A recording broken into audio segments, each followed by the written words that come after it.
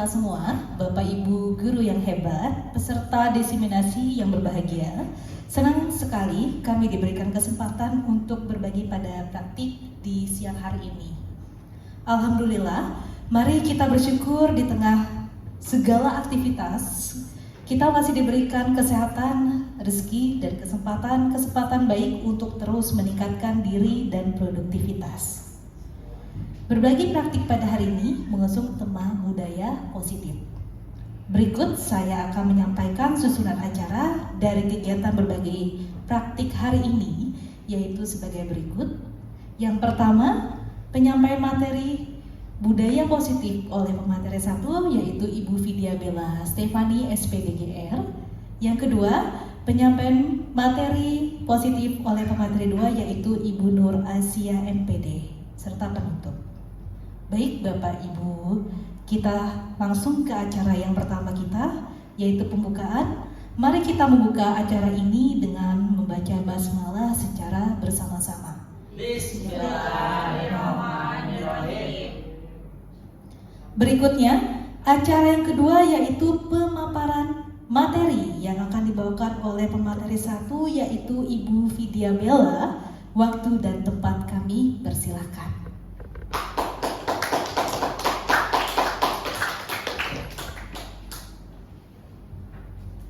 Oke, baik, terima kasih Bu Damai sudah membuka kegiatan kita pada hari ini gitu. Berhubung waktu siang nih, jangan pada ngantuk dulu ya Bapak Ibu. Iya. Kalau saya ngomong jangan pada tidur. Saya lagi nggak ngedongeng, oke? Siap Bu.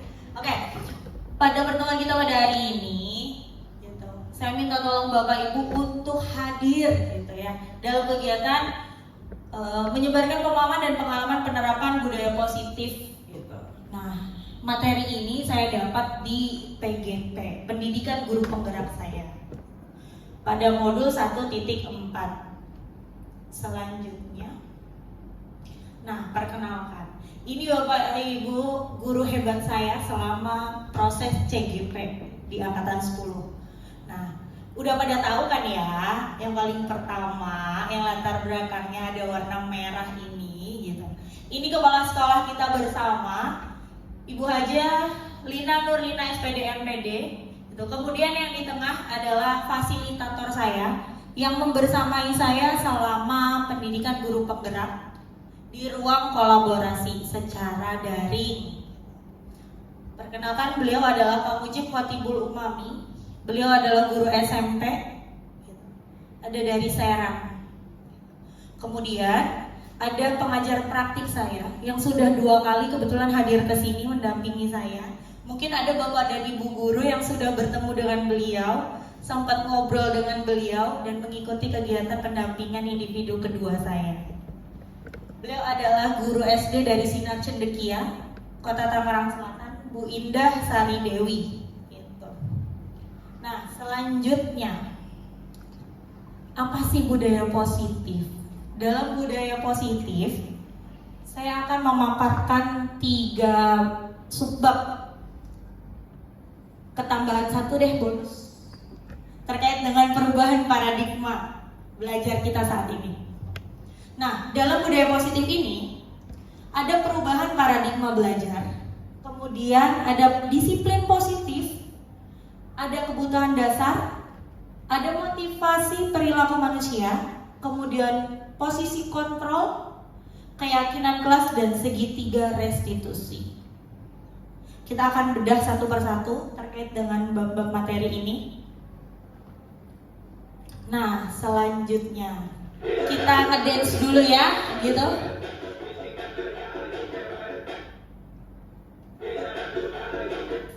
Boleh Bapak Ibu berdiri dulu sebelum kita mulai joget sedikit untuk merilekskan badan kita gitu ya. Boleh yang masih di belakang meja geser dulu, geser. Di sini kita happy-happy aja ya. Saya juga tidak mau merasa tertekan nih, bukan saya di depan terus menggurui Bapak Ibu ya. Kita sama-sama sharing, oke? Oke. Namanya apa nih Bu? Joget apa Bu? Bentar. Sebentar Bapak, nah nih ayo kita ikutin. Pak Syawal, ayo boleh di depan instruksiin kita bersama. Ayo Pak Syawal, boleh sini ke depan. Oh. Asik. Ayo lanjut, Pak Rikijo, gerak dikit.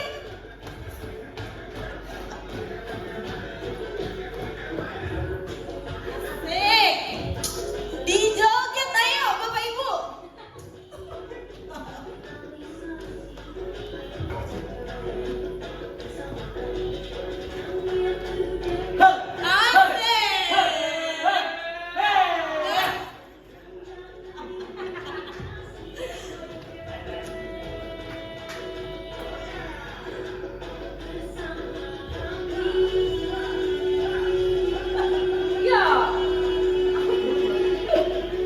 Oke. Tepuk tangan Bapak Ibu buat kita semua. Gimana, sudah agak berkeringat?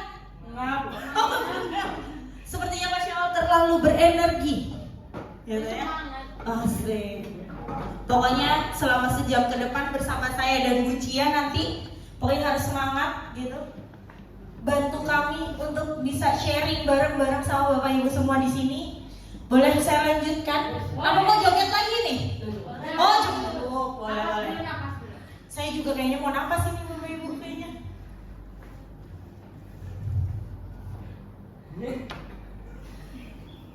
Oke. Selanjutnya berkaitan dengan pembelajaran dengan paradigma baru. Udah pernah dengar belum sih? Sudah. Udah jelas ya Pak Syawal, kelihatan nih profil pelajar Pancasila. Guru PKN mah udah khatam banget sepertinya. Gitu. Butuh nih kayaknya kita diajarin juga terkait dengan ini. Nah, sebelumnya saya boleh bacakan ya sedikit terkait dengan pembelajaran dengan paradigma baru. Gitu. Pembelajaran dengan paradigma baru dirancang berdasarkan prinsip pembelajaran yang terdiferensiasi, sehingga setiap siswa belajar sesuai dengan kebutuhan dari tahap perkembangannya untuk mewujudkan profil pelajar Pancasila. Seperti yang sudah kita ketahui, profil pelajar Pancasila ini sekarang sudah kita terapkan gitu. Sudah ada dalam kurikulum pendidikan saat ini. Meskipun di sekolah kita kebetulan masih ada 2 kurikulum. Kita masih mempelajari terkait dengan profil pelajar Pancasila ini di kelas 10. Yang mana elemen yang ada di sini nih, boleh disebutin yang pertama? Beriman dan bertakwa kepada Tuhan Yang Maha Esa dan berakhlak yang mulia. Asik. Pak Syawal paling apa nih Bapak Ibu yang lain? Ayo Bu Tria, yang kedua. Kenapa lemah sekali? Lagi sibuk kayaknya. Oke, pasain dulu gotong royong. BK banget nih ya, harus saling membantu gitu. Lanjut Bu Titin. Tadi kreatif, benar kritis. Saya mau tunjuk yang lain. Bu Tria terlalu bersemangat sepertinya. Gitu. Oke, sekarang sudah kembali lagi. Gitu. Yang terakhir apa yang belum disebutkan? Mandiri. Kunci terakhirnya adalah mandiri. Kita akan membentuk sebuah siswa dengan pemikiran yang mandiri, dengan elemen-elemen yang ada dalam profil pelajar Pancasila tadi. Selanjutnya, ini adalah momen paling pertama. Kita akan mempelajari tentang disiplin positif. Dalam budaya kita, makna kata disiplin diartikan sebagai suatu tindakan yang dilakukan oleh seseorang pada orang lain untuk mendapatkan kepatuhan. Maksudnya apa sih untuk mendapatkan kepatuhan?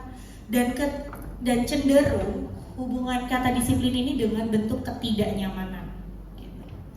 Nah, ketika orang dikatakan disiplin, pasti bentuknya adalah dengan peraturan. Benar nggak Bapak Ibu? Benar. Nah, ketika seorang harus disiplin, pasti akan ada suatu pemaksaan. Iya nggak? Seseorang harus dipaksa dulu untuk mematuhi suatu aturan. Dan ketika seseorang merasa dipaksa itu akan memunculkan rasa ketidaknyamanan. suatu aturan itu.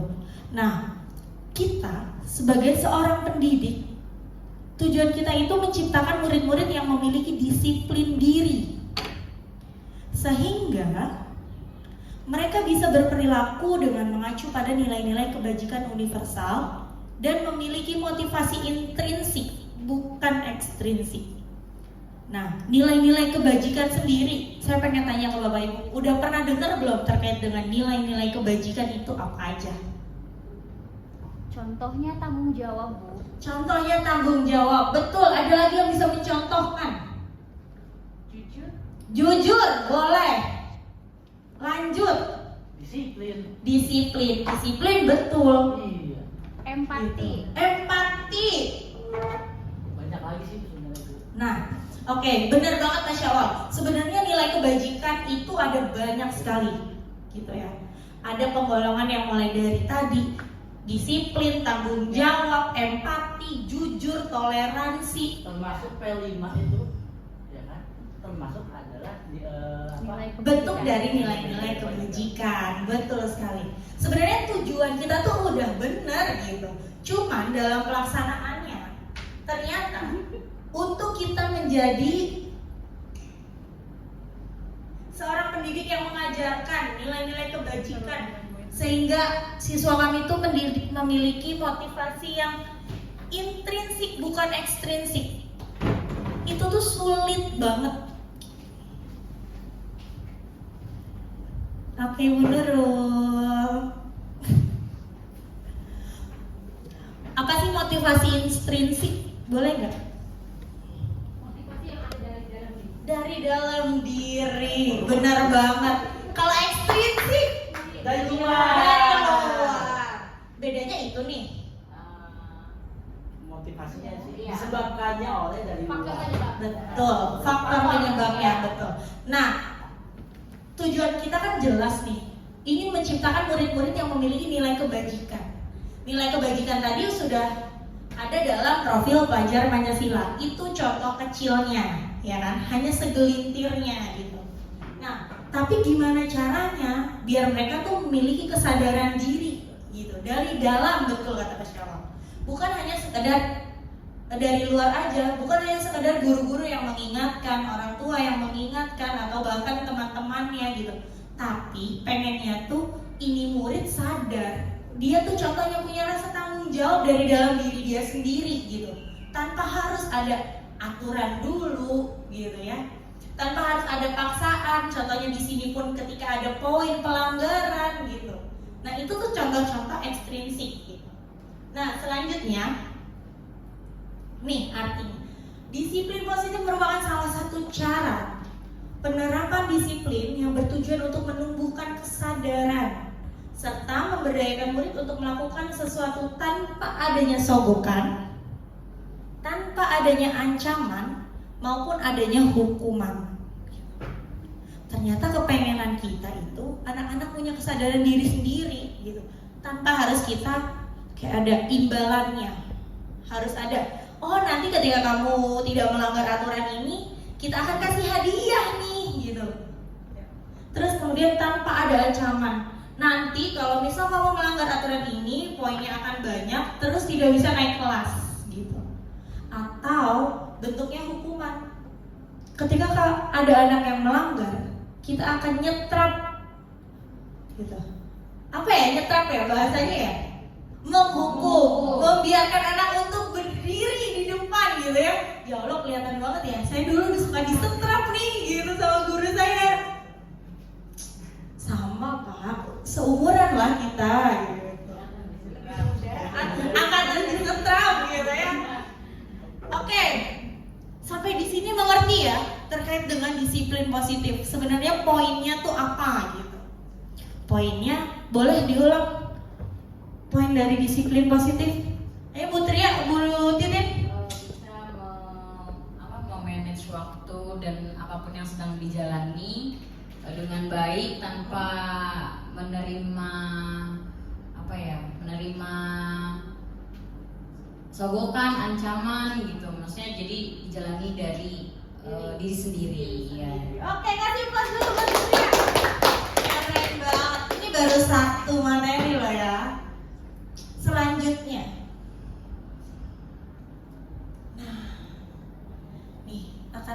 cerita lagi dibahas tentang sogokan, terus tentang ancaman, hukuman gitu. Motivasi perilaku manusia. Ketika seorang manusia hidup pasti punya dorongan dong di dalam dirinya seperti apa. Dia tuh pengen ngelakuin apa, itu muncul dari motivasi yang ada di diri dia. Nah, motivasi ini adalah dorongan yang timbul pada diri sendiri secara sadar atau tidak sadar untuk melakukan suatu tindakan dengan tujuan tertentu. Nah, yang pertama nih, menghindari rasa ketidaknyamanan dan hukuman. Ketika murid melakukan disiplin diri karena ia takut dihukum. Jadi motivasinya dia itu ketika dia takut akan dihukum gitu. Nah, ketika dia takut dihukum pasti dong muncul rasa ketidaknyamanan dalam diri dia. Oke, gue mau dihukum nih nanti kalau melanggar ini, gitu nggak? Terus berarti dia akan menghindari itu. Tapi menghindari itu bukan tulus dari diri dia, tapi karena adanya tadi hukuman yang akan mengancam di depannya gitu. Nah, biasanya murid-murid yang menghindari ketidaknyamanan dan hukuman ini, biasanya ketika ingin melakukan sesuatu itu, mereka akan menanyakan pada diri dia, apa sih yang akan terjadi jika saya melakukan itu? Akankah aku dihukum? Gitu. Nah, diapain dia abis ini? Bener gitu. Pasti ada bayang-bayang akan hukuman, rasa tidak nyaman, rasa tidak suka gitu. Nah, selanjutnya ketika mendapatkan imbalan atau penghargaan, tadi sogokan ya Bu Tria ya, hadiah, pernah gak sih Bapak Ibu pengen anaknya nih misal merasa percaya diri di depan gitu, terus dengan mengiming-imingi, memberikan, oke, nanti kalau misal ada yang berhasil, Bapak atau Ibu akan memberikan hadiah A gitu. Pernah nggak terjadi di kelas? Pernah. Contohnya Pak Syawal pada saat pembelajaran misalkan untuk membuat lebih aktif lagi di kelas, itu aja misalkan yuk siapa yang mau jawab, nanti misalkan saya kasih nilai plus. Nah, kasih nilai plus bentuk apa Pak Syawal? Bentuk apa, Adanya imbalan, bener. Ternyata pernah terjadi ya. Dan secara tidak langsung sebenarnya kita sebagai seorang pendidik itu mengajarkan mereka untuk memiliki motivasi yang tidak mendasari dari dalam diri dia, tidak tulus muncul dari diri dia sendiri gitu. Nah, selanjutnya nih, yang ketiga, ini adalah poin motivasi yang sampai saat ini yang saya pelajari itu yang paling oke gitu ya. Karena motivasi ini adalah bentuk menghargai nilai-nilai kebajikan dalam diri dia. Jadi dia itu sadar akan ada nilai-nilai tadi, nilai-nilai kebajikan yang sudah Bapak Ibu sebutkan, dan itu tuh sudah tertanam. Dan ketika dia ingin melakukan sesuatu, dia akan menanyakan terhadap diri dia, yaitu ketika saya nanti akan menjadi orang seperti apa jika saya melakukan tindakan ini gitu. Jadi dia tuh sadar sebelum dia melakukan sesuatu, dia tahu, oh saya akan berdampak ini, saya akan menghadapi ini ketika melakukan sesuatu ini gitu.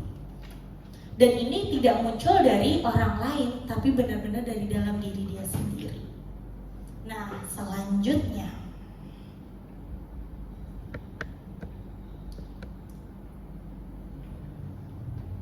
nih, saya ada video, boleh disaksikan dulu sebentar Bapak Ibu.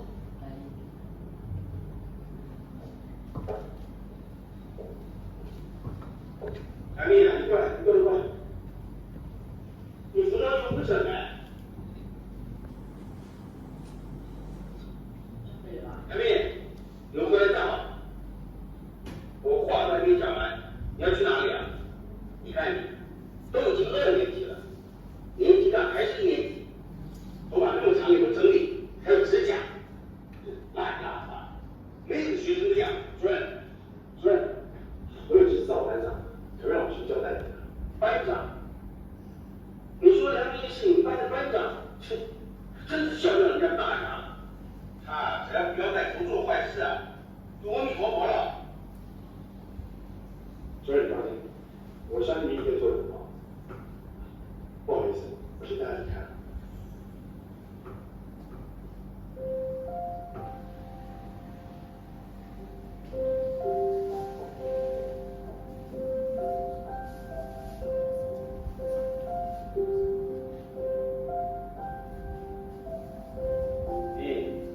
批评人家看不起，你就要表现得更好，对自己有信心。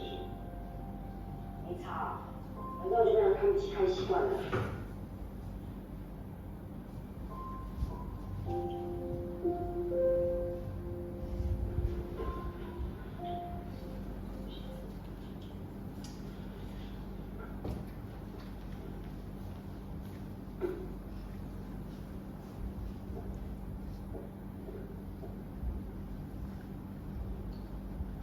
去哪？啊，说，还有谁跟你一起翘课？没有啊，就我一个人。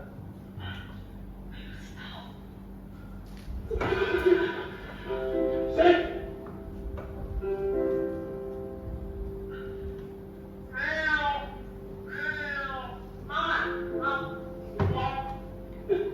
有你的，走，跟我去打坐，走。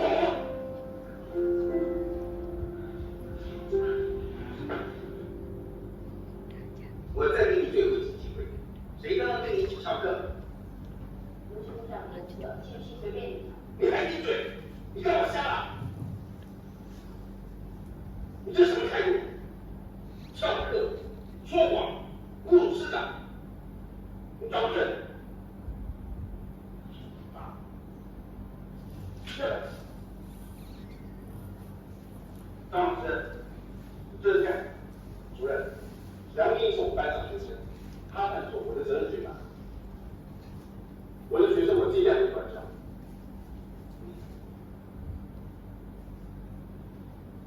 好吧，大锅可以演戏，小锅不能演。谢主任，谢谢。你要谢主任。谢主任。谢谢。真没想到老师会遇到我，更没有想到遇过张景文老师，给我的感动更更深一次。坐，来了。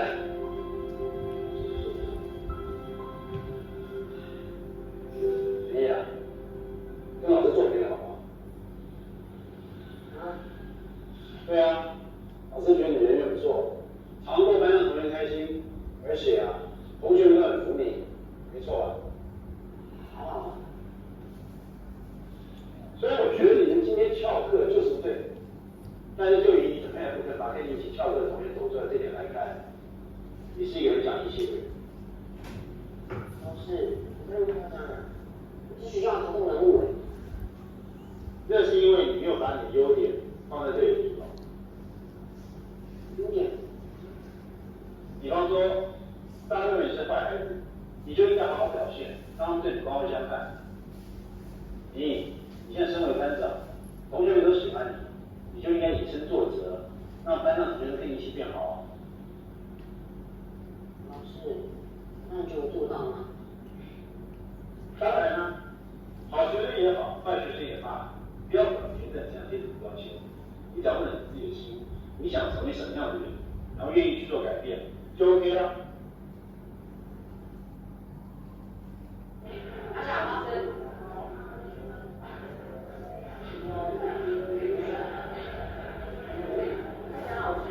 不要逼我了，你小子，杨幂这么爱面子，我在这么多同学面前给他，他又不好意思，什么办法？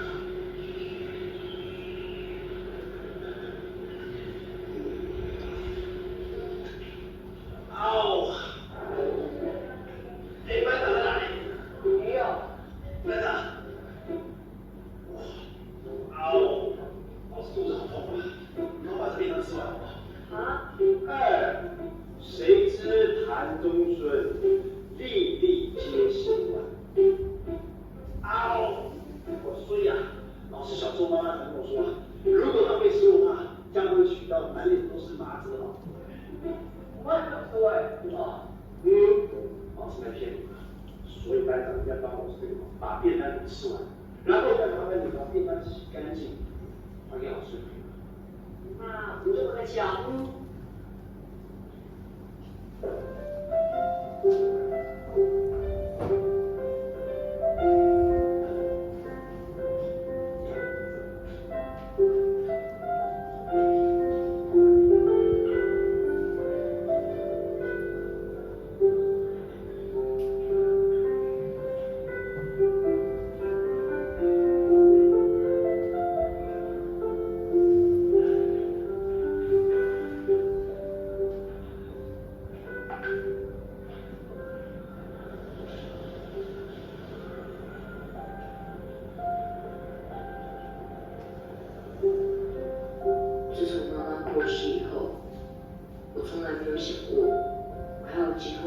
再吃到一整个热腾腾的便当。老师，谢谢你，这便当真的很好吃。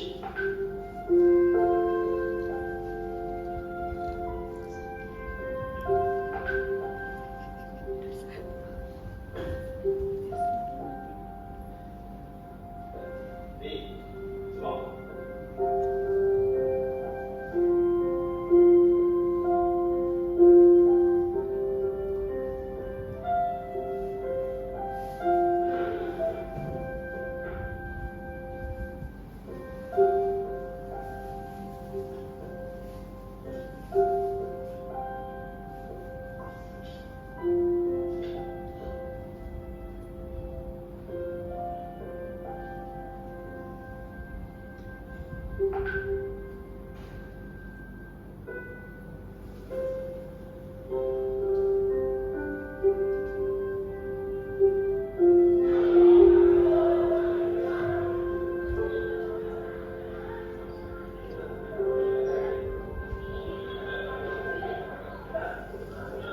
同学，还没人来念书吗？不要吵了。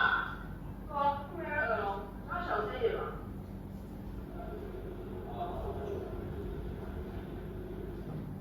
无论如何，我一定要想一个办法回报张金坤老师。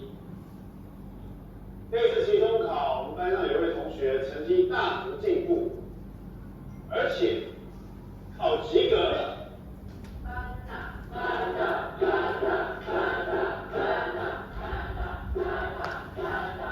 杨明66分。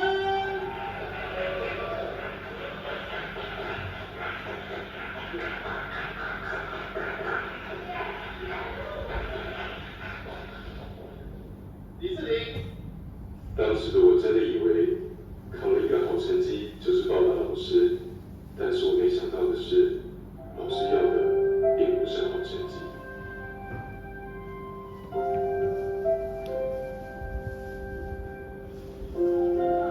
不过无限的地方是必考题，要不要背起来啊？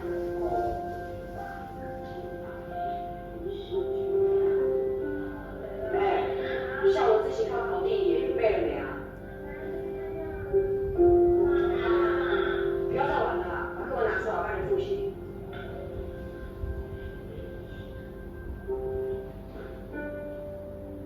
海岸线追查。这边要背，要背，这个很好。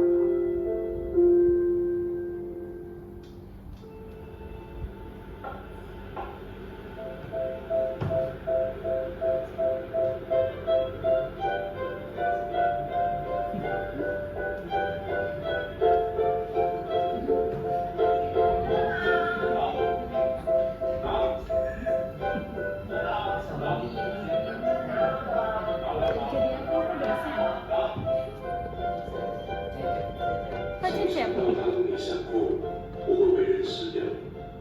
当年不是张景坤老师拉了我一把，也不会有今天的我。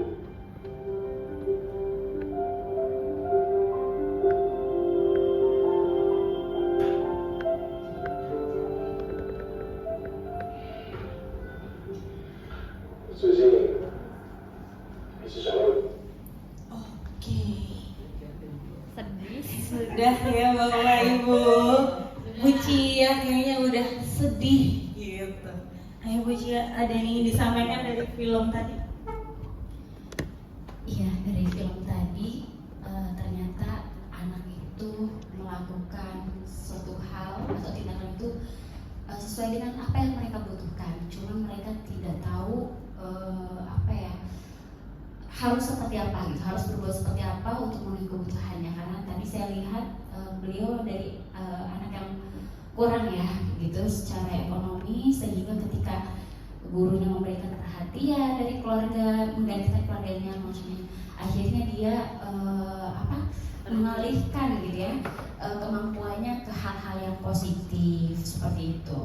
Dan kita sebagai guru ketika kita sudah memenuhi kebutuhan siswa, ternyata siswa itu menjadi lebih baik, ya itu justru kita tidak bisa merubah karakter, tapi kita bisa merubah menguatkan karakter yang sudah ada seperti itu. Terima kasih.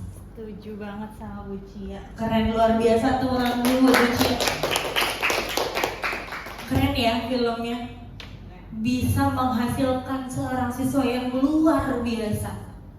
Dari yang sebelumnya mungkin oleh guru lain dianggap sepele gitu.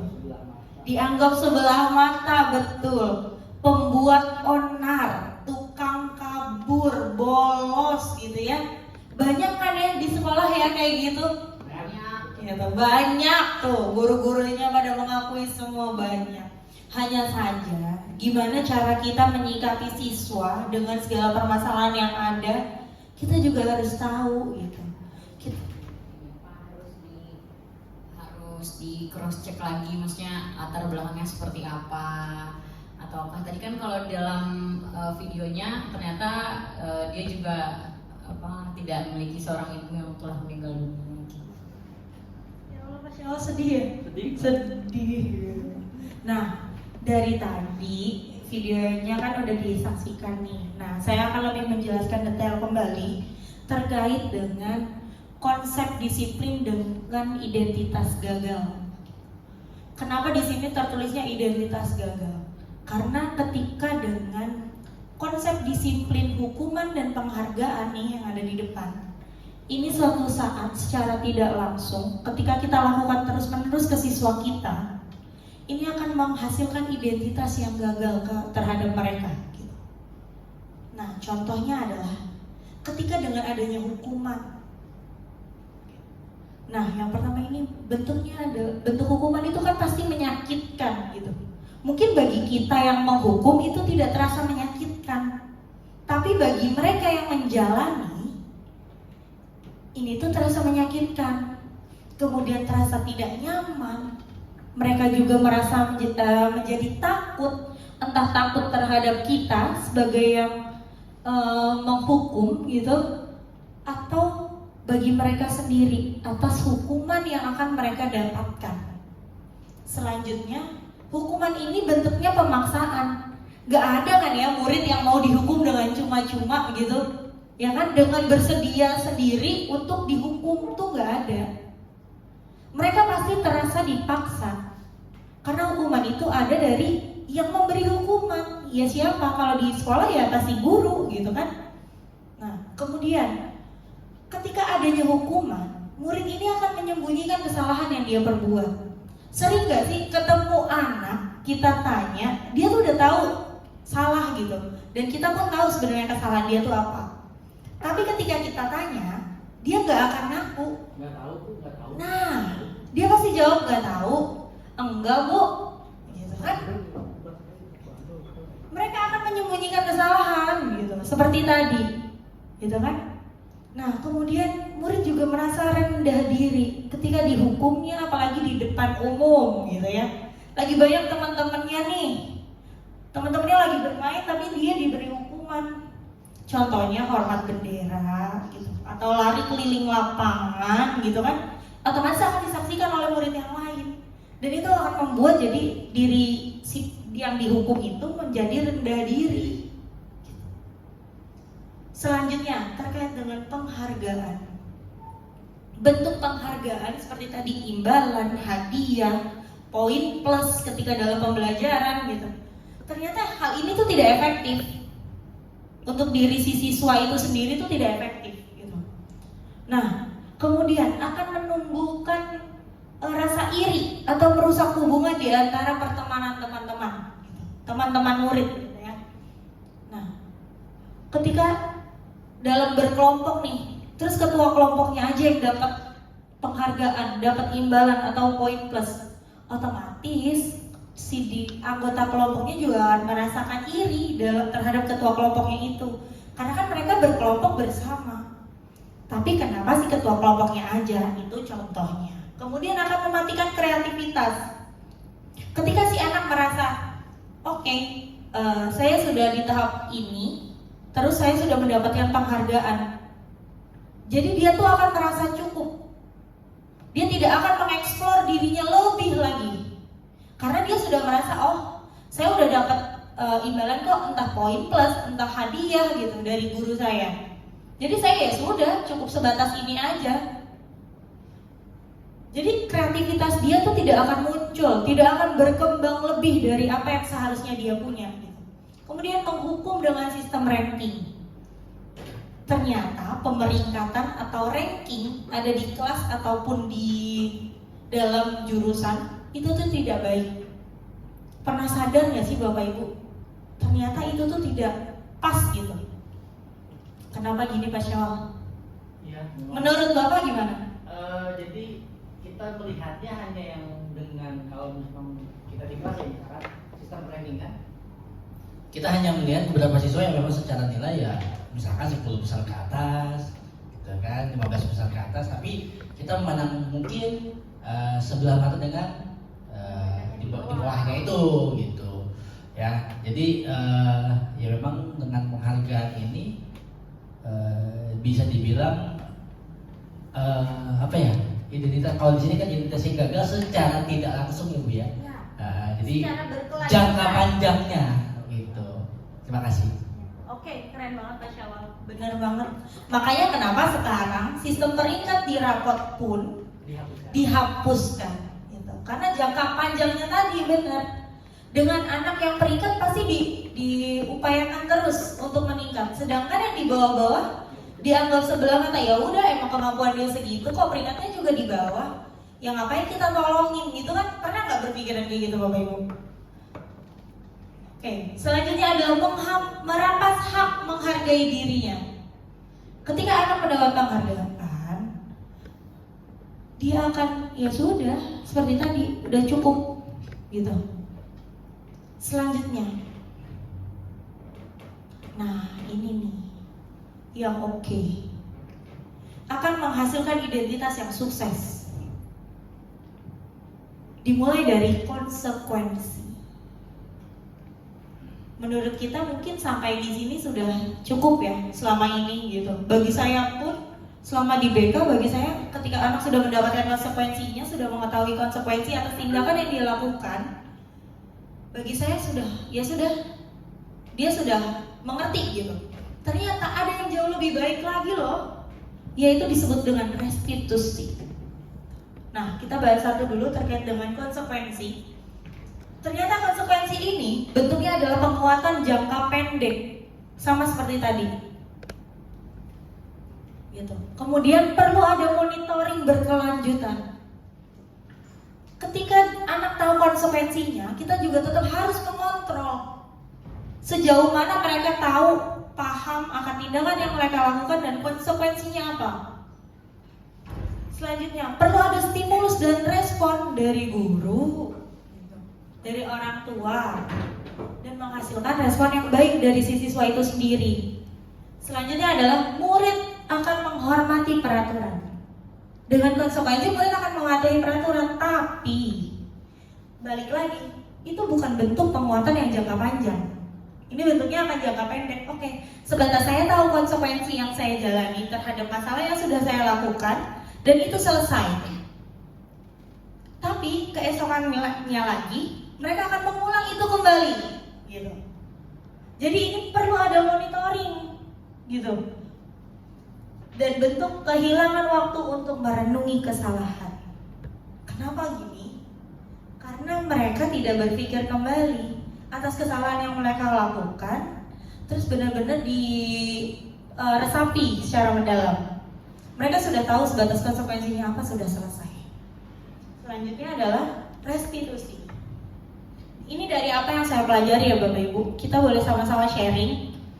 Ini adalah bentuk identitas sukses bagi murid kita. Dengan restitusi itu, murid akan bertanggung jawab atas perilakunya.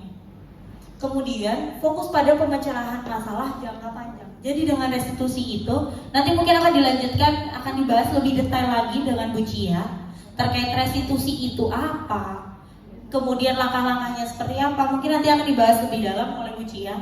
Dan kemudian murid akan menghormati dirinya dan orang lain. Dengan bentuk restitusi, murid akan merasa menghormati diri dia sendiri dan juga menghormati orang lain dari kesalahan yang sudah mereka lakukan. Kemudian adanya teori kontrol, karena dirinya sendiri yang akan memegang kontrol gitu. Kemudian murid bersemangat memperbaiki kesalahan yang sudah dilakukan. Oke. Nih, ini sedikit terkait dengan restitusi. Ternyata restitusi adalah proses menciptakan kondisi bagi murid untuk memperbaiki kesalahan mereka sehingga mereka bisa kembali pada kelompok mereka dengan karakter yang lebih kuat. Nah, ciri-ciri dari restitusi ini, yang pertama adalah bukan menebus kesalahan. Mereka udah ngelakuin kesalahan, terus mereka bukan menebus itu gitu, tapi belajar dari kesalahan itu.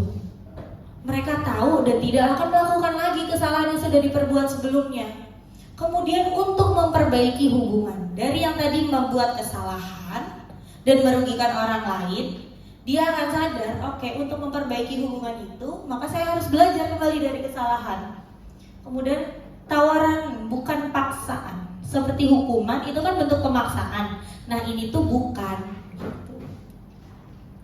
Selanjutnya, lebih menuntut untuk melihat ke dalam dirinya sendiri, mencari kebutuhan dasar yang mendasari tindakannya itu apa. Kemudian fokus pada karakter dia, bukan tindakan. Jadi, ketika anak sedang bermasalah itu, kita bukan hanya fokus terhadap tindakan yang mereka perbuat. Misal ada anak bolos, kita juga harus tahu gitu. Sebenarnya mendasari dia untuk ngelakuin bolos tuh apa? Bukan hanya sekedar kita fokus pada bolosnya. Karena setiap tindakan yang mereka lakukan pasti ada alasannya. Tidak semata-mata mereka hanya ingin bolos. Berbeda cerita dengan anak yang tahu akan hukuman tadi. Mereka akan menutupi, tidak akan jujur terhadap kesalahan yang mereka perbuat. Nah, kemudian yang terakhir, menguatkan dan fokus pada solusi yang ada. Selanjutnya, nah ini nih contoh penerapannya dari sisi hukuman, konsekuensi dan restitusi. Contohnya adalah siswa sering datang terlambat. Biasanya apa sih yang kita lakukan ketika ada anak yang datang terlambat ke sekolah? Nulis ayat. Terus bertanya apa Sensei? Ya, kenapa? Intinya kan kalau ada siswa yang terlambat ditanyakan dulu kenapa dasarnya terlambat. Betul. Ya, kayak gitu kan baru apakah dia memang ada pekerjaan lain bantu ibunya kan, karena kan secara garis besar siswa kita kan heterogen ya. Itu aja sih. Oke. Nah, Sensei sudah menjelaskan. Oke, tanya dulu kenapa dia terlambat gitu. Karena benar, itu restitusi salah satunya. Tapi setelah itu apa yang biasanya kita lakukan di sekolah ini? Nah, sudah dijelaskan oleh Pak Syawal. Ternyata tidak lanjut dari apa yang Sensei tadi bilang. Kembalinya adalah kehukuman. Padahal yang Sensei sudah lakukan itu adalah bentuk dari restitusi. Ya kan, kita belum tahu tentang restitusi, tapi sebenarnya sudah melakukan. Hanya saja, benar Bu, secara tidak langsung gitu ya, tidak langsung tahu ini restitusi, tapi kita melakukan itu. Gitu. Cuman kembali lagi ke awal yang sudah biasa kita lakukan, hukuman ujungnya. Kalau di sini contoh saya adalah menghukum siswa tersebut.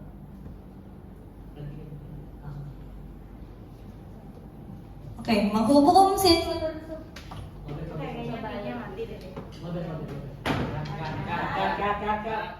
Oke, Bapak Ibu, ini ya contoh penerapannya. Siswa sering terlambat. Kemudian kalau di sini saya menuliskannya sebagai hukuman adalah guru menghukum siswa tersebut berlari keliling lapangan 10 kali. Pernah nggak dilakuin di sekolah ini?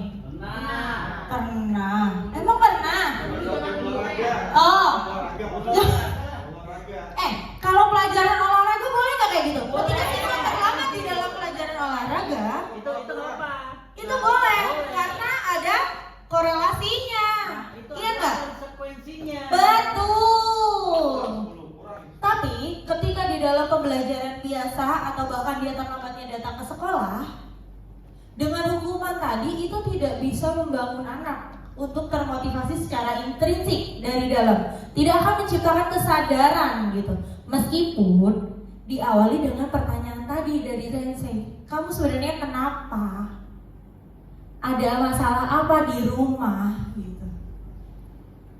Nah, nih satu lagi, guru memarahi siswa di depan umum dan membuat siswa jadi takut. Seperti tadi kan, ini akan menimbulkan identitas gagal dari si siswa. Dengan adanya hukuman ini, siswa menjadi rendah diri, menjadi takut. Gitu. Nah, selanjutnya kita naikkan nih level penanganan kita menjadi konsekuensi.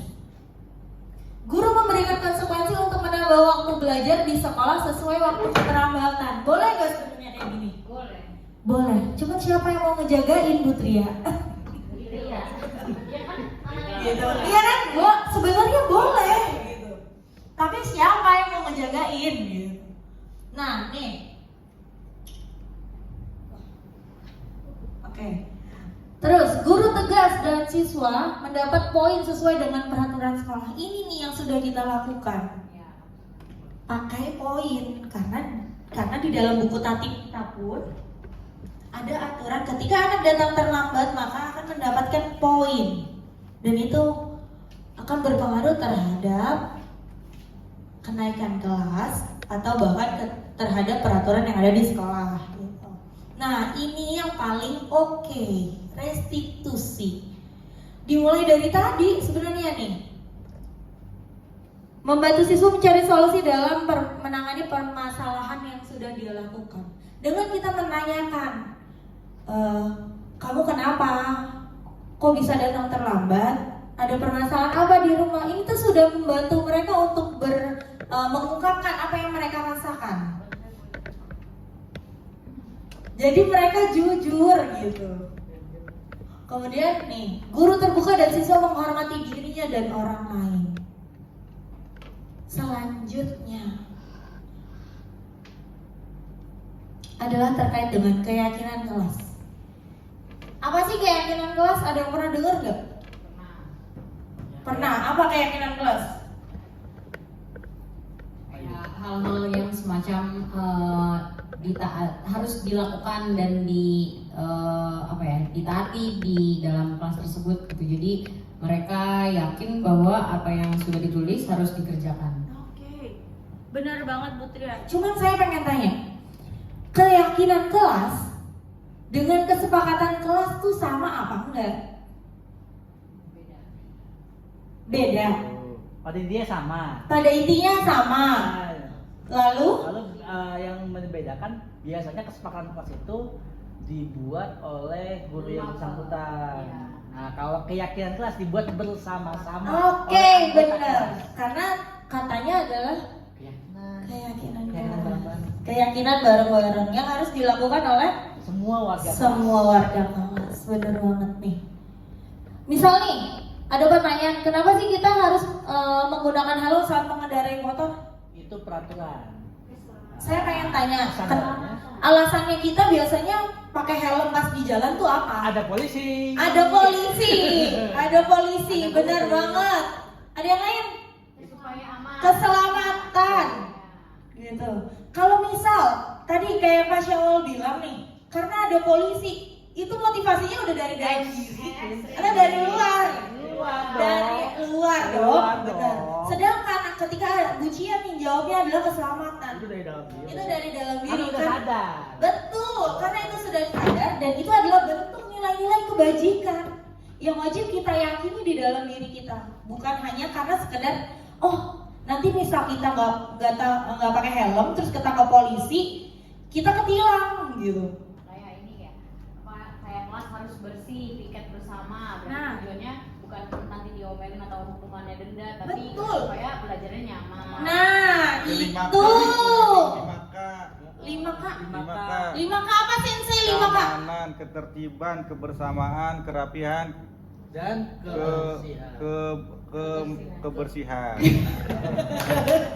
Kebersihannya lama banget nih. Benar banget. Berarti kan ketika anak sudah sadar untuk piket, biasanya kan kita punya jadwal nih dalam kelas untuk piket. Tapi nyatanya tidak semua tuh mau piket. Harus ditungguin, gitu kan? Nah, Kalau tadi contohnya Bu, kayak apa namanya? Tadi ngomongnya kebersihan ya. Kebersihan. Kalau udah sadar semuanya ya piket karena merasa kalau kelasnya bersih, belajarnya nyaman dan secara yang lain juga enak karena kebersihan itu sebagian daripada iman. Oke, hebat banget, gila Pacar. Jangan diedit katanya. Itu stand up kok gitu. Channel Mas, biar happy aja gitu.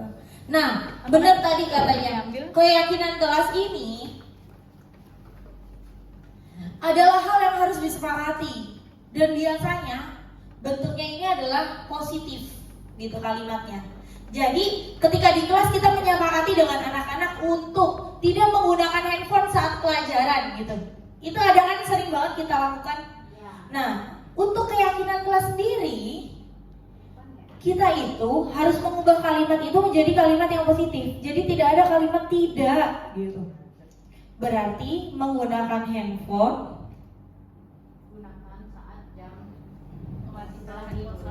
mematikan handphone saat jam pelajaran boleh gitu. Intinya adalah kalimat-kalimat yang negatif tidak, jangan itu tuh tidak boleh ada di dalam keyakinan kelas. Dan keyakinan kelas sendiri biasanya di dalam kelas itu tidak terlalu banyak seperti peraturan atau kesepakatan. Biasanya keyakinan kelas ini adalah isinya bentuk dari nilai-nilai kebajikan dan berisi 3 sampai 5 poin saja. Tidak terlalu banyak dan tidak terlalu memberatkan siswa. Dan keyakinan kelas ini tidak hanya berlaku untuk siswa Bapak Ibu, tapi untuk kita juga, si pengajarnya. Oke, selanjutnya nih tadi bagaimana pembentukan keyakinan kelas? Keyakinan kelas itu biasanya lebih abstrak daripada peraturan.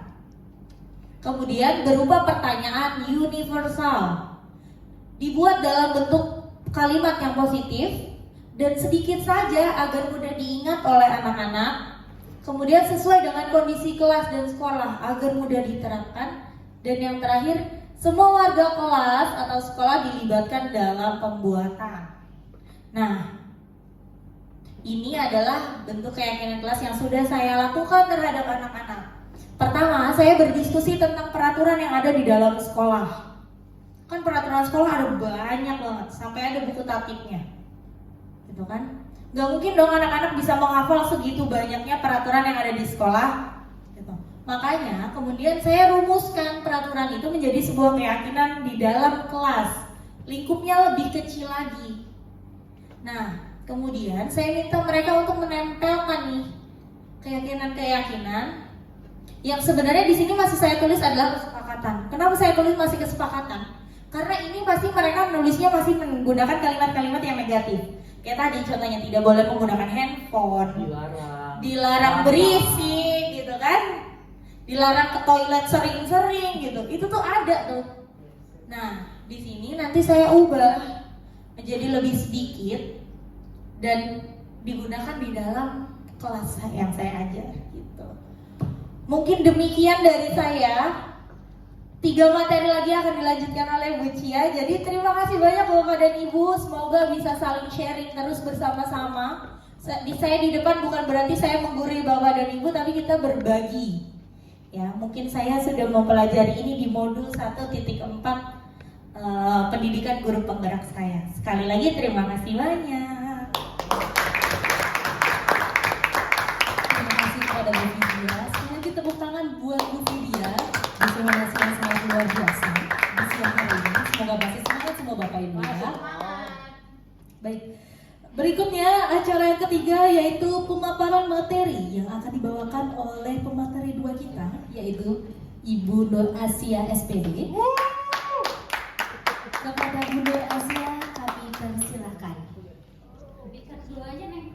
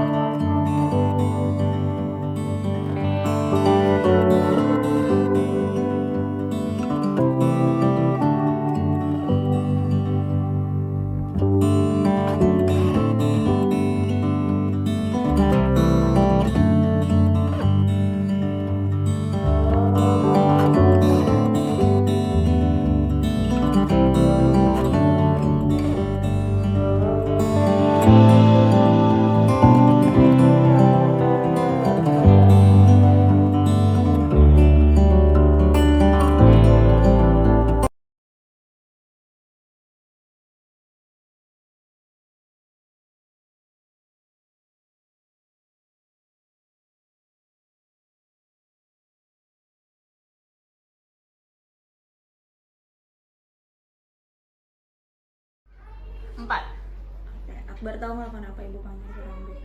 Tahu. Kenapa Bar? Karena ini tadi pagi saya ini Bu ngerokok pakai seragam di sekolah Rokok pakai seragam. Ketahuan sama siapa? sama Bu Ade Bu.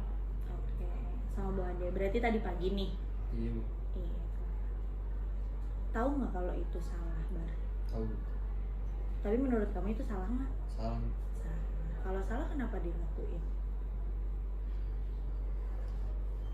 Karena tahu. Kamu nggak tahu? Kan tahu Bu. Serius nih. Iya. Udah biasa ya ngerokok? Biasa Bu. Setiap hari pasti ngerokok? Di rumah Bu biasanya. Di rumah. Orang tua kamu tahu? Tahu. Kalau orang tua kamu tahu berarti udah enak banget dong dibolehin di rumah. Iya Bu. Cuman masalahnya sekarang udah pakai seragam berangkat sekolah gitu ngerokok. Iya. Ibu paham sih, pasti setiap orang yang ngerokok udah nggak betah gitu ya. Kalau sekali nggak ngerokok tuh pasti gimana gitu. Cuman nggak seharusnya kan Bar ngelakuin itu gitu. Iya. Setiap manusia pasti ngelakuin kesalahan Bar, sama anggap aja ini kesalahan yang iya, tapi harus tahu kalau misal udah ngelakuin kesalahan seharusnya nggak diulang lagi gitu. Masih mau ngulangin lagi nggak kira-kira? Bu. Tapi tahu kan ini salah. Tahu. Oke. Ketika ini salah nih, menurut kamu udah salah, keyakinan apa sih Bar yang udah kamu langgar sebenarnya?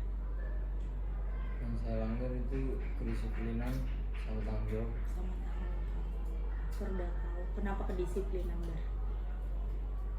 Saya ngerokok pakai seragam sekolah bukan di aturan nggak boleh. Nah itu tahu, di aturan jelas nggak boleh.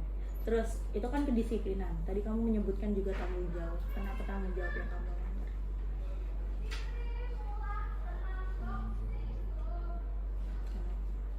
Udah di sini sama orang tua, terus dilanggar, gitu kan? Malah jadi ngelanggar aturan sekolah. Itu bentuk melanggar tanggung jawab nggak? Iya. Terus setelah tahu nih, udah ada keyakinan yang kamu langgar, udah tahu ini hal salah. Apa sih yang pengen kamu rubah dari kesalahan ini? Ini Bu, nggak mau ngerokok pas lagi pakai seragam, ngerokok ya cukup di rumah aja. Kalau di rumah pakai seragam, mau ngerokok nggak? Enggak. Enggak. Tapi kan nggak ada yang lihat. Tapi kan tetap pakai seragam. Tetap pakai seragam. Berarti kamu sudah tahu ya, gitu kesalahannya. Terus apa yang pengen kamu rubah juga udah tahu. Ibu harap sih barusan yang kamu bilang itu nggak sekedar omongan aja. Setiap manusia pernah ngelakuin kesalahan tapi harus berubah. Kayak tadi yang barusan kamu ucapin itu ibu pegang dan harus kamu buktiin. Ibu nggak mau manggil Akbar lagi karena merokok. Semoga sih kesalahan apapun terkait dengan tata tertib sekolah itu nggak kamu langgar. Biar jalan kamu juga aman gitu, sekolahnya lancar, bisa baik-baik aja gitu ya. Oke. Terima kasih sudah memenuhi panggilan ibu. Gitu. Semoga tadi yang Akbar bilang beneran. Akbar bisa jadi pribadi yang lebih baik lagi gitu ya. Amel tahu nggak kenapa dipanggil orang BK kamu? Tahu Bu. Tahu kenapa? Memakai lipstick. Memakai lipstick. Ini lipstick kamu bukan? Iya Bu. Iya. Ketahuan sama siapa Mel? Ibu Halim. Sama Bu Halim. Lagi make? Di mana? Kamar mandi Bu. Di kamar mandi. Sama siapa aja tadi? Banyak. Banyak. Ya. Tapi yang bawa lipstick? Hah? Yang bawa lipstick? Saya sendiri Bu. Kamu doang. Ketahuannya di mana? Di kamar mandi juga. Bu Halim nggak kamar mandi? Enggak Bu, saya lagi keluar habis keluar dari kamar mandi terus nggak sengaja ketemu Bu Halim di kantin Bu. Terus ketahuan? Lagi Ketahuan. menor-menornya itu? Betul Bu. Tahu nggak Mel, yang kamu lakukan itu salah atau benar? Salah Bu. Salah. Terus kalau udah salah, kamunya gimana? Keyakinan apa yang udah kamu lakukan? Disiplin Bu. Disiplin. Kenapa disiplin? Ya bertanggung jawab. Salah sendiri. Kesalahan sendiri. Atas kesalahan apa? Melanggar peraturan. Betul. Udah sadar ya, berarti kalau sudah salah melanggar aturan sekolah gitu. Terus ketika sudah sadar nih ngelakuin salah, terus tindakan Amel ke depannya mau ngapain? Berubah depannya nggak lagi membawa lipstick ke sekolah dan tancap-tancap juga. Tancap lagi. Terus tapi tancapnya di rumah, dari sekolah pakai lipstick? Sepertinya tidak, pakai lip balm doang. Pakai lip balm. Emang boleh juga pakai lip balm? Itu kan pelembab bibir. Pelembab bibir. Oke, diizinin pakai pelembab bibir dengan catatan tidak berwarna. Ya, kalau betul. lipstick segala macam kan berwarna. Iya, Bu. Gitu. Emang dibolehin di rumah pakai lipstick? Boleh, tapi kalau keluar. Kalau kalau mau nyanyiin gurunya nggak boleh. Oh, nggak boleh Mang. Gitu ya. Tapi udah tahu kan sebenarnya salah. Gitu. Tahu, Bu. Udah tahu ya. Nggak boleh lagi pakai lipstick ke sekolah, apalagi bawa nih sekarang lipstiknya harus ibu sita. Nanti ibu akan sampaikan ke orang tua kamu, dan kamu harus sadar tadi kamu udah salah dan tidak akan mengulangi kesalahan gitu ya. Ya, Bu. Oke. Terima kasih Amel sudah mengakui kesalahannya. Ibu harap sih tadi yang Amel ucapkan tidak akan diulang lagi gitu ya. Dikasih tahu juga ke teman-teman nggak boleh bawa lipstick, make up apapun, skincare juga nggak boleh sampai ke sekolah. Kalau dipakainya di rumah silakan. Ya. Yang penting tidak mendok, tidak dempul kayak tante-tante ya. Oke, Bu. Oke. Oke, Bu. Sekarang Amel pulang, nanti sampaikan ke orang tuanya. Kalau ini lipstiknya ibu ambil dan tidak ibu kembalikan. Oke? Ya, Bu. Ya sudah. Terima kasih, Bu.